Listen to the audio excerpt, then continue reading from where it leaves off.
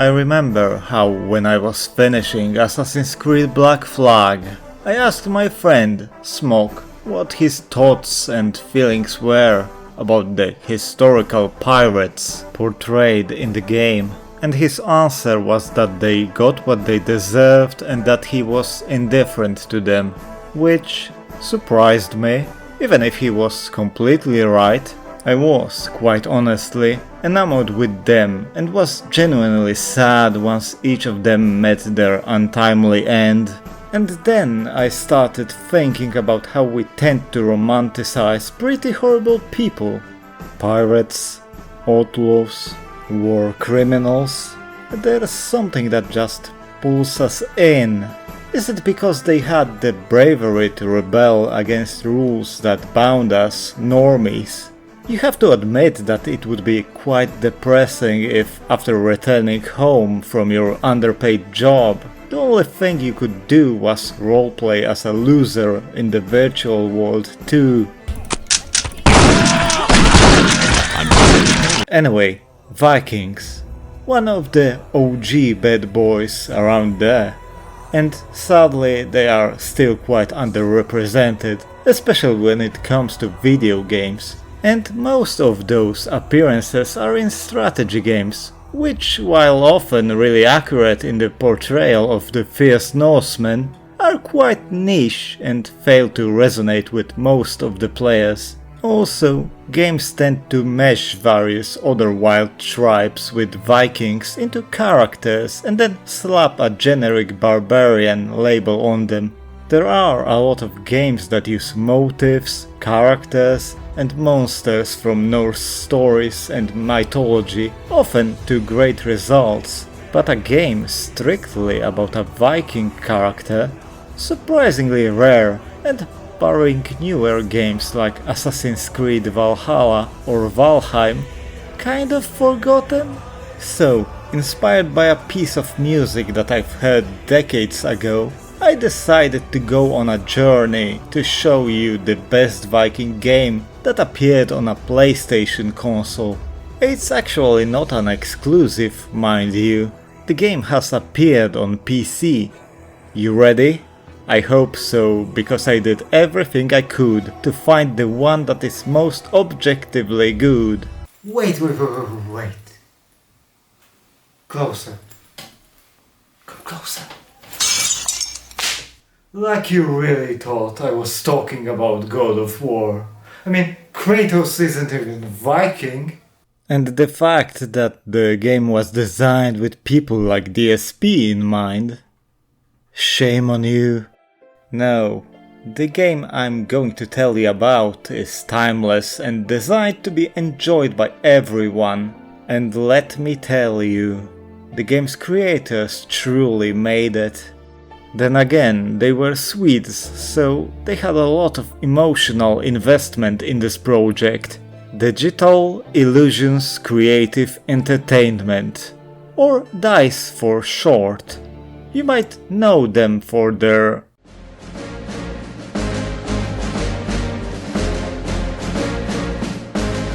later games, but before being bought up by EA and sentenced to fate worse than death, by which I mean making Battlefield sequels of deteriorating quality and working on the engine for every EA game, they made pretty cool games, including the hero of this video.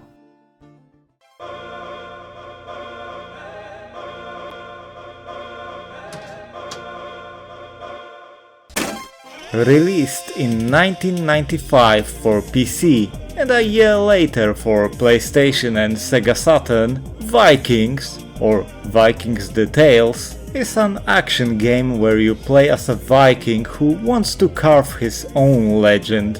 And that's not an easy task, as you can quite well die before even leaving your homeland, becoming completely forgotten. Oh my god! You're terrible! The game can be displayed in two ways. The default one is the pseudo 3D perspective, while the second one, that can be picked from the options menu, is a flat 2D top-down view. I think that the default option is prettier, but it makes some maneuvers hard to perform because of the perspective itself. Meanwhile, the 2D option allows for more precise gameplay, but is visually lacking, and there are some rough screen transitions ruining the game's flow. There's also a high resolution option, probably made for bigger CRT TVs of that era, but currently it only makes my eyes burn. The gameplay by itself is really simple. Your Viking is a force of nature, tearing shit apart and earning both riches and renown. As destructive as he is still just a human. And if you get too reckless or just don't react in time, as sometimes danger comes at lightning speed, you will suffer a mortal wound, causing your hero to retreat, ending your current quest and wiping the stage from available bonuses. 3 wounds, 5 if you're a pussy and basically choose the easy mode in the options menu, will end your Viking's career. Though by achieving outstanding feats during the gameplay, you can make yourself stronger, allowing to receive more punishment. There are also bonuses such as the ability to instantly get back to the action without receiving a wound, or being reanimated by gods if you receive a wound too quickly. But going back to how you actually influence the protagonist, most of the play is done by only 2 buttons, each one influencing one hand. The left one, where you hold your shield, gives you more options, so to speak, allowing the setup of many different plays and massive damage in the long run. Swinging your arms not only hits or blocks enemy strikes, but also steers your Viking, enabling you to collect items or reach points of interest. It's pretty much a timing-based type of affair, but it's far from random. And after getting some experience with the game, you'll be able to set up some truly impressive situations. You could flail your arms like a drunken monkey by just mashing buttons, but in all fairness, that will either, at best, lead you nowhere or will simply get you killed. And that's a good thing. You also have it's hard to call it a dodge, as it is more of a pathetic sidestep. By pressing L1 or R1, you can move a little to the left or right. Sometimes it will be necessary to save yourself from a mortal blow, and sometimes it will lead you straight to the blade of the enemy.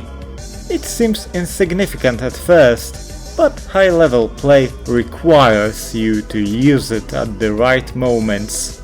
Just don't overdo it in quick succession, as it will cause you to stumble and force you to watch helplessly as the enemy does the brutal finisher to you.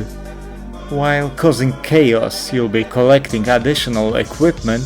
Getting a set will allow you to survive an additional hit, getting materials for a better boat, rescuing your friends from captivity, performing bow skill shots, organizing a feast, or progressing to one of 5 different lands, each one with its own special quest. In Iceland, you'll be running away from a bear. It seems like you got a big bear running at you. Real bear! You'll take part in a royal tournament in England. May the best man win.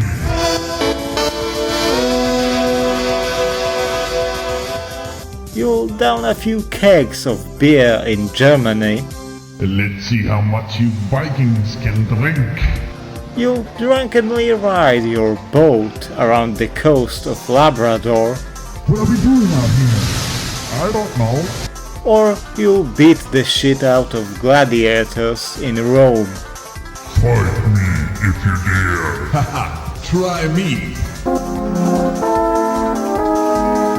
Succeeding or failing at the given task in each area will reward you with an item. Doing well will just net you a bigger amount of gold and renown. Visiting every place and getting every item is required for accessing a specific, really hard event. Sadly, outside the special quests, the lands don't differ much from each other, so while the game's world is big, it doesn't have much content. But there's also a cruising through the ocean part, which plays differently and is fun. Too bad that the game outside of the manual doesn't explain it clearly, so you'll probably crash your ship on the rocks for the first few tries. And you'll have no clue what you were doing wrong. The renown rewards for this task are pretty great, and finishing the cruise perfectly will result in a blessing from the gods, allowing you to survive another hit. Oh, and taking part in cruising will award you with the 6th special item. Wreaking havoc also results in other smaller events, like a feast, rescuing your compatriots, or getting Thor's blessing. These events cause other Vikings to appear, and you, really awkwardly, guide them to cause even bigger mayhem, netting you a lot of renown, as the glory is shared between every Viking. While these are fun distractions, commanding multiple Vikings is quite difficult. They get killed really easily and actually can get you killed. And guess what? The final challenge of the game, one that you can tackle after visiting every land, completing the quests and getting all 6 items, is just another multi-Viking bash. You have to make gods laugh, and they will laugh at your misery when you're trying to complete something that's a glorified escort mission. It's really long, requires a lot of precision, and forces you to keep at least one of these idiots alive. If every other Viking is dead, even if you're alive, the gods will get bored and you'll have to do the world tour again just to be able to do another try. But doing so, curiously, I didn't find any footage of it on YouTube, so here you go, I guess. YouTube's first coronation of the King of Vikings.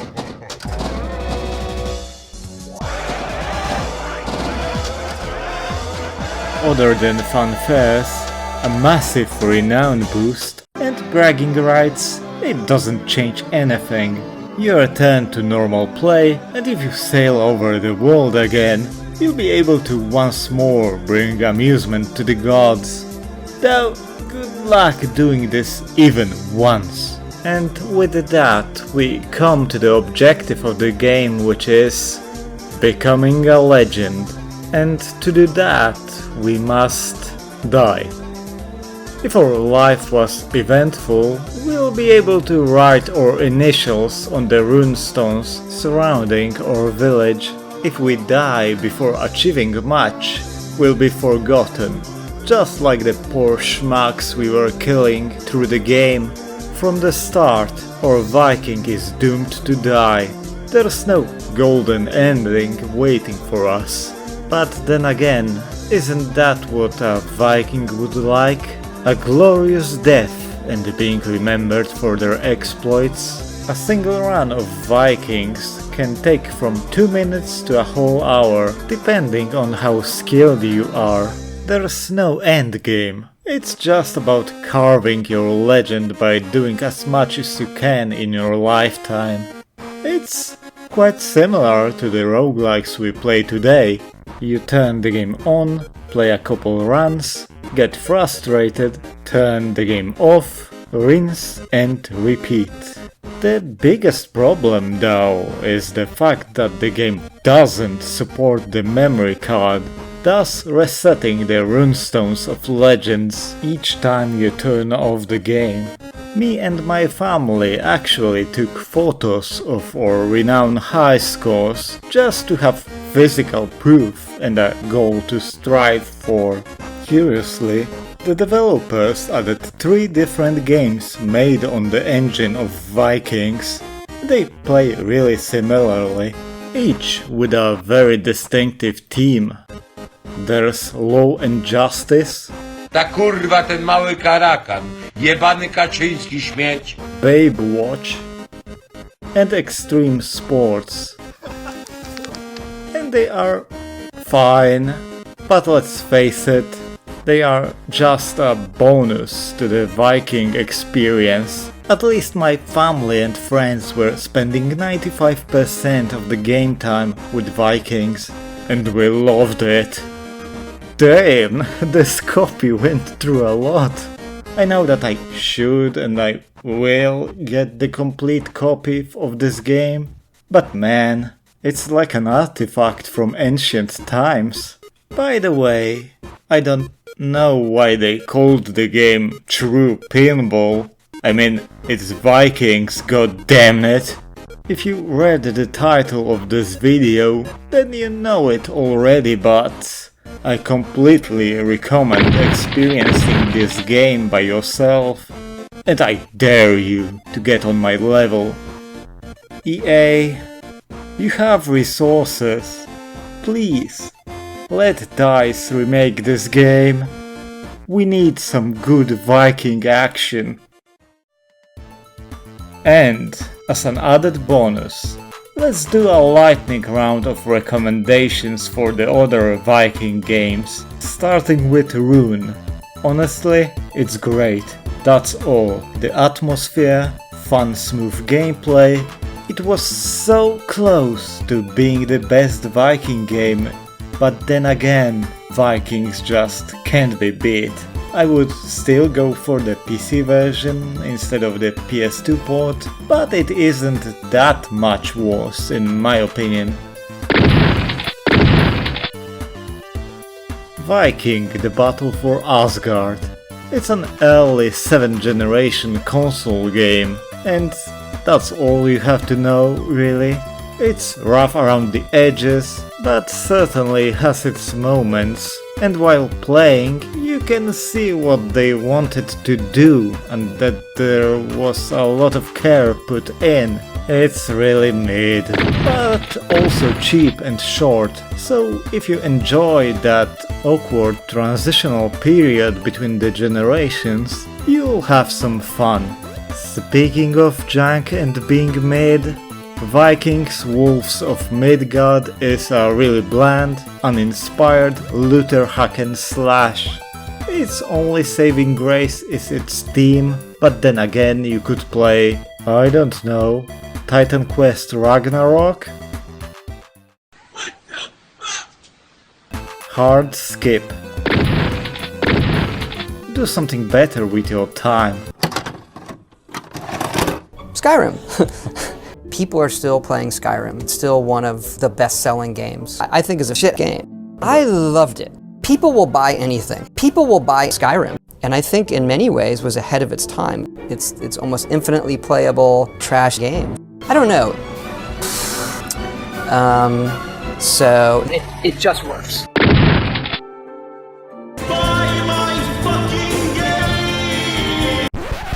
Assassin's Creed Valhalla. It's a modern Ubisoft open world game, which are completely fine if you want some mindless fun while listening to podcasts or something. Hell, I like to play them from time to time, but if you played one of these games, you have pretty much played them all. In contrast, For Honor was a breath of fresh air from Ubisoft. It isn't my cup of tea, as I'm too much of a baby to play games competitively, but dueling was really fun, and the characters were satisfyingly designed. Perhaps this is the only game that truly shows the raw power of a Viking berserker. If you like beating other people up in the video games, go for it. I won't say much about God of War. It's a good game.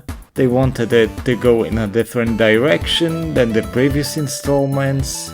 I don't like it though, and it's like 80% of other PS4 exclusives.